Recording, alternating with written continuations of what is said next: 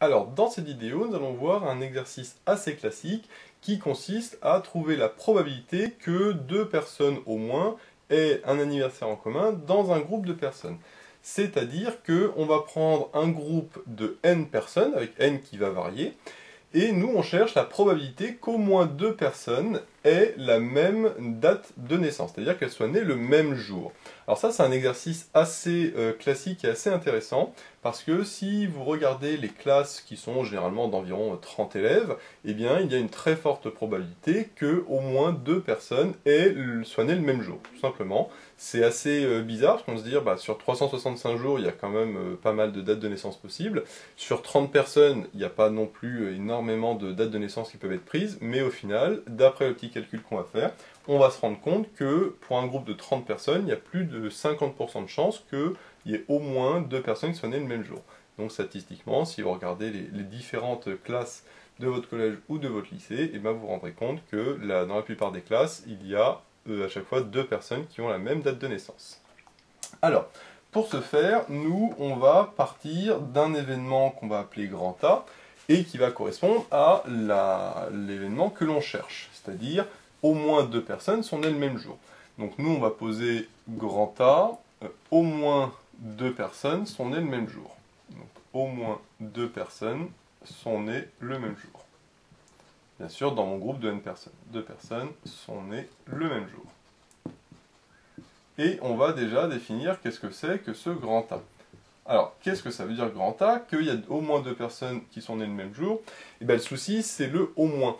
Parce que au moins deux personnes nées le même jour, ça veut dire qu'il y a deux personnes qui ont la même date de naissance, mais ça veut dire aussi que potentiellement il peut y en avoir 3, 4, 5 ou 6 qui ont la même date de naissance, voire dans mon groupe de n personnes, on peut dire que si ça se trouve, il y en a deux qui ont la même date de naissance, mais il y en a deux autres qui ont la même date de naissance également, et qui n'est pas la même que ces deux personnes-là.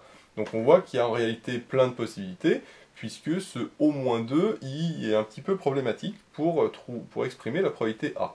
Sauf que en probabilité ou en dénombrement, on sait que quand on cherche à calculer la probabilité d'un événement avec au moins, on passe toujours par le complémentaire, c'est-à-dire par A bar. Parce que on sait que le contraire de au moins 1, c'est aucun. Alors ici, la particularité, c'est que au moins 1, ça ne veut rien dire, parce que au moins une personne sont nées le même jour, bah, ça n'a pas de signification physique. Pour que deux personnes soient nées le même jour, bah, il faut justement que ce soit au moins 2.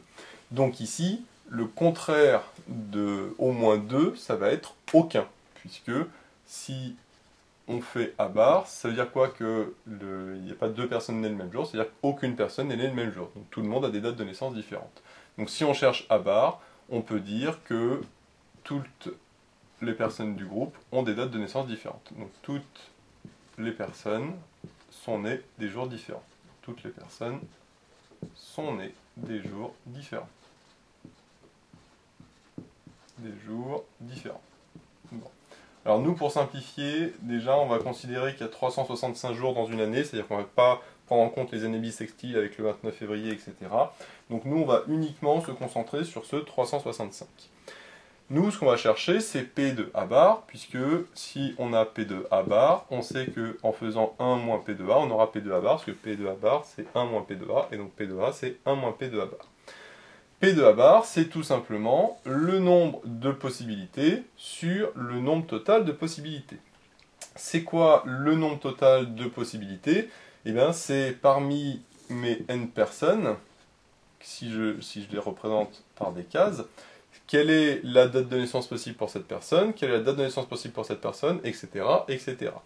Eh bien, la première personne, elle a 365 possibilités. La deuxième, on a aussi 365, 365, 365, etc., etc. Là, je fais le nombre de possibilités totales, je ne prends pas en compte le fait qu'elles sont nées des jours différents. Donc là, j'ai 365 possibilités, 365 possibilités, etc., etc. Et en tout, j'ai n cases, puisque j'ai n personnes.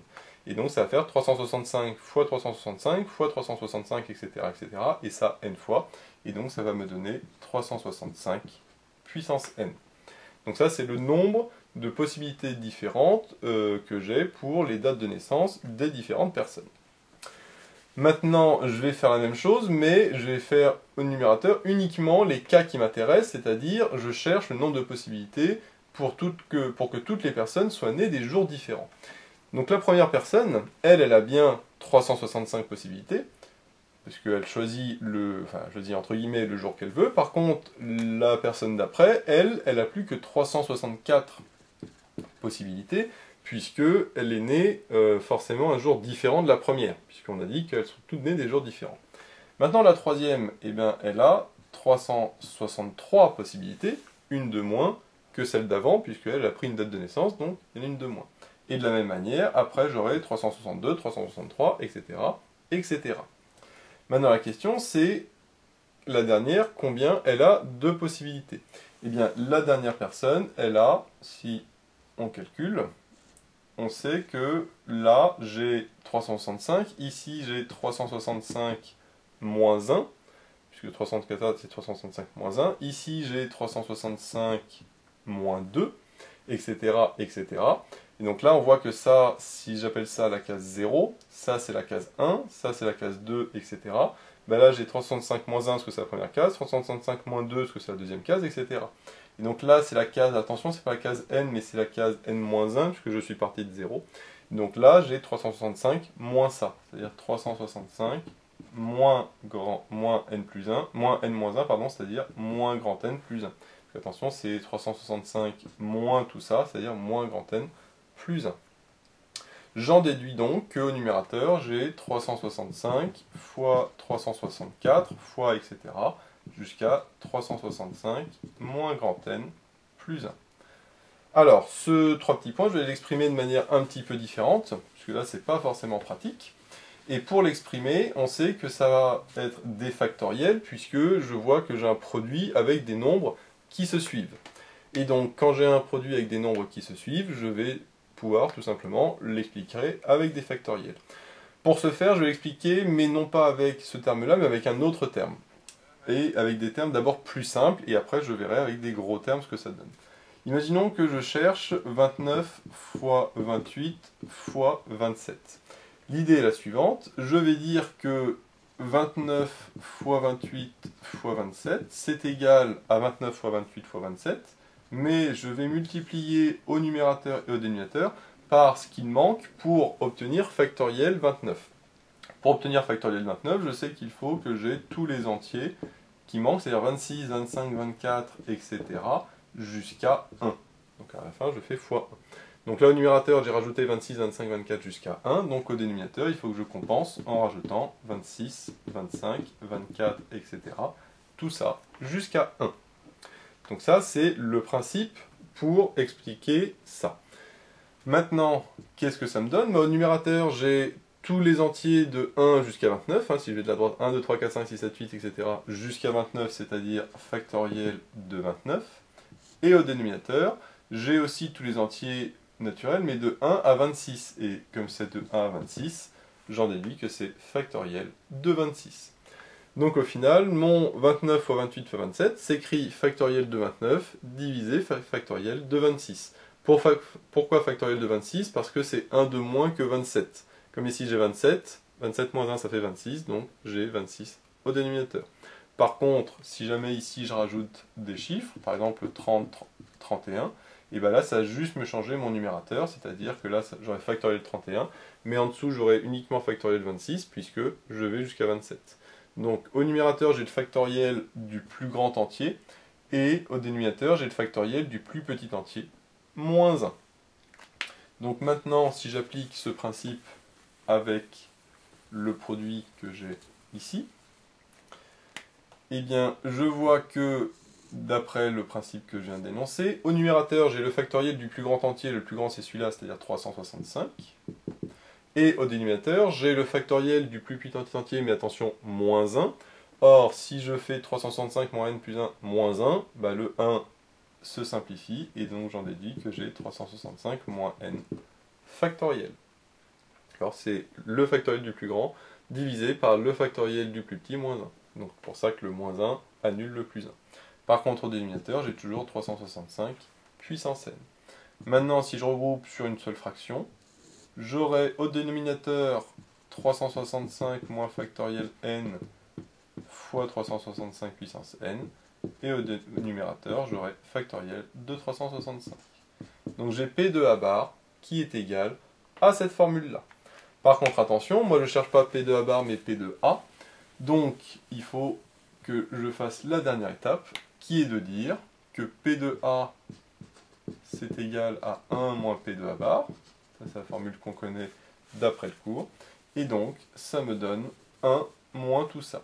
C'est-à-dire 1 moins trait de fraction au numérateur factoriel de 365 et au dénominateur 365 moins n le tout factoriel et 365 à la puissance n. Donc voilà l'expression que je cherchais pour mon P de A. Alors maintenant, il faut calculer aussi que vaut ce P de A. C'est intéressant de le calculer pour certaines valeurs de n.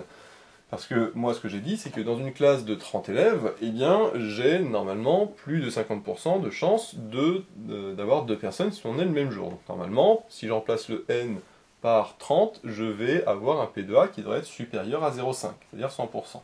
Alors là, le problème, c'est que si vous le faites à la calculatrice, 365 puissance 30, parce que je dis que le n vaut 30, eh bien ça fait un chiffre qui est énorme. Et de la même manière, factoriel de 365, c'est aussi très grand, et factoriel de 365 moins n, c'est aussi très grand. Donc la calculette risque de ne pas de ne pas marcher. Pas tout dépend de la calculette que vous avez, mais c'est assez compliqué.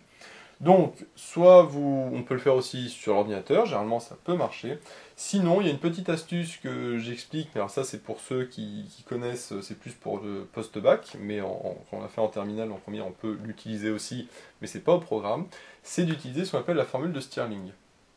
Donc la formule de Stirling, donc ça qu'on voit uniquement après le bac, mais si ça vous intéresse de l'utiliser, vous pouvez.